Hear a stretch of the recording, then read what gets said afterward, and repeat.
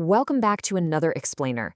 Today we are diving into a massive and frankly incredibly ironic paradigm shift that is completely reshaping how we work, learn, and fundamentally survive in the modern world. We're going to be unpacking some fascinating new research by Sudhakar Koda that reveals this wild irony.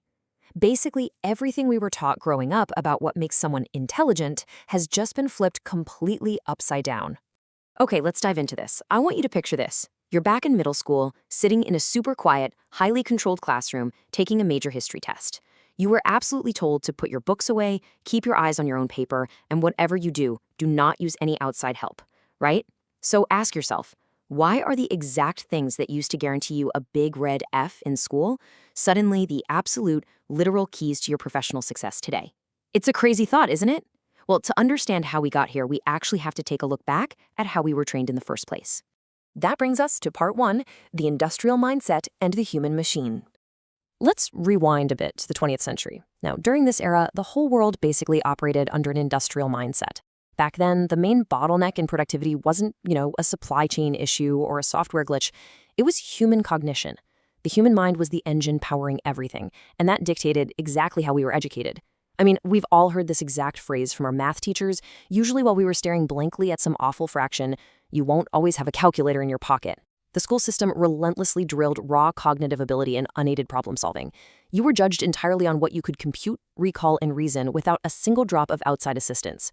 The message was loud and clear. Your mind is a machine. You need to make it stronger, and you definitely cannot rely on anything else to do the heavy lifting for you. And to be fair, looking at the assumptions of that era, you can kind of see why they thought that way. The industrial age was built on a very specific reality. Information was genuinely scarce. If you needed a fact, you actually had to go down to a physical library to find it. Computation was painfully slow and manual. And because you couldn't just magically look things up in seconds, human memory was incredibly valuable. Treating the mind like an isolated machine actually made perfect sense when our external tools were, well, so primitive. Moving right along to part 2, the digital crack and the resistance. But then, boom, that solid foundation started to crack. The digital age arrived, and it arrived super fast. Suddenly, we had calculators on our desks, personal computers in our homes, and the entire expanse of the internet sitting right in our pockets. The world just accelerated. And this brilliantly illustrates our history, right? We can see exactly how our cognition began to shift. Humans have actually always looked for ways to offload memory to external tools. I mean, we moved from relying solely on oral memory to the written word. Then we outsourced our math to calculators. After that, we outsourced on encyclopedic memory to search engines.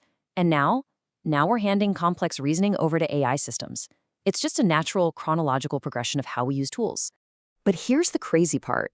Even as information became literally instantaneous and abundant, there was this profound friction. The education system stubbornly dug its heels in and resisted the shift. Think about the messaging we got. Don't use calculators. Don't rely on Google. Don't use shortcuts.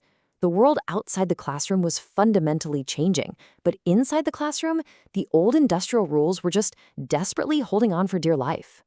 Which leads us to part 3, the AI inversion. Now, what's really interesting about this is the core thesis of Sudhakar Koda's research. Artificial intelligence hasn't just politely challenged those old classroom rules, it has completely pulled the rug out from under them. We are witnessing a monumental transition. We're moving away from internal intelligence, all that memorization, mental math, and unaided reasoning, and heading directly toward external intelligence, which relies heavily on AI systems, search engines, automation tools, and digital memory. Instead of forcing the brain to act as a standalone, isolated calculator, our modern reality demands that the brain act as a conductor. You're conducting an entire orchestra of external cognitive systems. Koda brilliantly defines this societal transformation as reverse engineering. It's this massive societal shift where the exact skills that were actively discouraged and punished in traditional education, things like heavy tool use, finding automated shortcuts, and outsourcing your memory, have now become the absolute defining competencies of modern survival. I mean, it is the ultimate irony. The kid who would have been sent straight to the principal's office for using tools to get the answer is now the highly successful professional who knows exactly how to leverage technology to get things done instantly. Let's look at part 4, the new architecture of survival. Because if the old rules are pretty much out the window, we really need to understand what the modern workplace actually demands from us right now. Today, you are rewarded for tool fluency, systems thinking, automation literacy, AI-augmented cognition, and rapid information synthesis. In the modern world, your true value isn't just in knowing the answer off the top of your head anymore. Your value isn't knowing exactly how to obtain that answer as efficiently as possible. Let's be real. You aren't paid to be a biological database anymore. You are paid to optimize workflows and adapt to new technologies way faster than the competition. And that brings us beautifully to part 5, redefining human value. Now, I know it can be super easy to look at this massive technological shift and feel a little intimidated, but I want to assure you, this inversion is absolutely not some dystopian machine takeover where humans become obsolete. In reality, it's an incredible elevation of human potential. So the crucial point is this.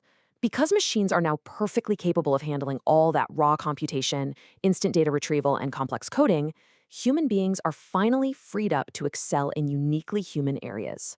Our true human edge is now found in creativity, complex judgment, ethical reasoning, problem framing, and emotional intelligence. Machines can solve the problem, for sure. But humans? We are the ones who figure out which problem is actually worth solving in the first place. We bring the strategy and the empathy. Which leaves us facing a deeply provocative challenge. Clinging to the old ways and resisting these powerful new tools, that isn't a sign of intellectual purity anymore. It's really just a refusal to adapt to an evolutionary cognitive leap. Think about it.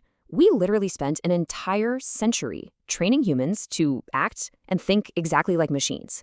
We tested their memory, their processing speed, and their ability to function totally without help.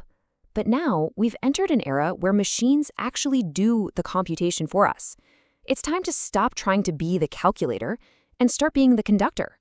When you master your tools and embrace your external systems, your potential is honestly limitless. So as you log into work tomorrow morning, ask yourself, are you still trying to be the calculator, or are you finally ready to think with the machine? Thanks so much for joining me for this explainer, and I'll catch you in the next one.